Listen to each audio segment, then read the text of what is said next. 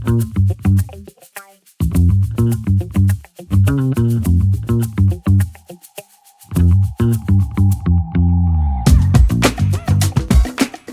guys, today I'll be testing out Black Myth Wukong on the M4 Mac Mini to see if it'll actually run smoothly for those people that want to know if gaming on a Mac will make sense.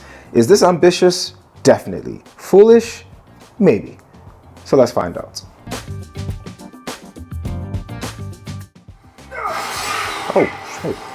So Black Myth Wukong isn't just any other game. It's almost a spectacle, arguably one of the most visually appealing games of 2024 and 2025 if we're completely being honest. Almost like when God of War came out in 2018, it's a blend of brutal combat and jaw-dropping visuals. But how does that translate into the M4 Mac Mini? That is exactly why we're here. So this isn't just another action RPG, it's a reimagining of one of the most celebrated Chinese legends, Journey to the West. Every frame is like stepping into a painting, and the combat feels as fluid as Wukong's shape-shifting abilities. So Black Myth Wukong has been called a love letter to the Chinese mythos, and when it applies to me, I just want to enjoy playing video games in this very vast world on this very small computer. As absurd as it sounds, that's exactly what makes it fun. So just like my last video, getting Black Myth Wukong to run on any Mac for that matter, whether it be a MacBook or a Mac Mini, it had to go through Crossover. So Crossover deserves all the praise for making this work, and even though there were a few bumps along the road, this still held up pretty well in trying to convince my Mac that it can actually run, which it did. Because usual games, it'll melt the GPU because Black Myth Wukong has a lot going for it. Which is crazy because to download Black Myth Wukong, it took about 100 gig or even above 100 gig of storage, which is kind of crazy. So when we're looking at the performance, we're going to break it down into 3 settings: low, medium, and high.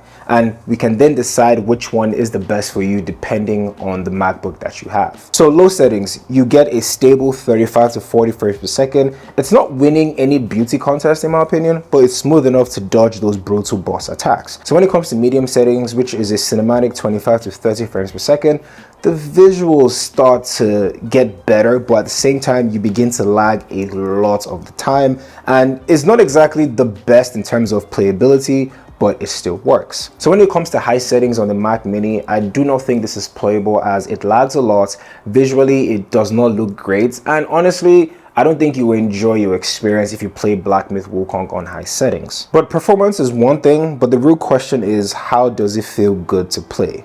And the answer is, surprisingly, not so good. For a game of this size and what it represents, the Mac Mini, while playable, does not do this justice. You either need to get a higher laptop like the M4 Max, for example, to get the best visual and aesthetics for this game.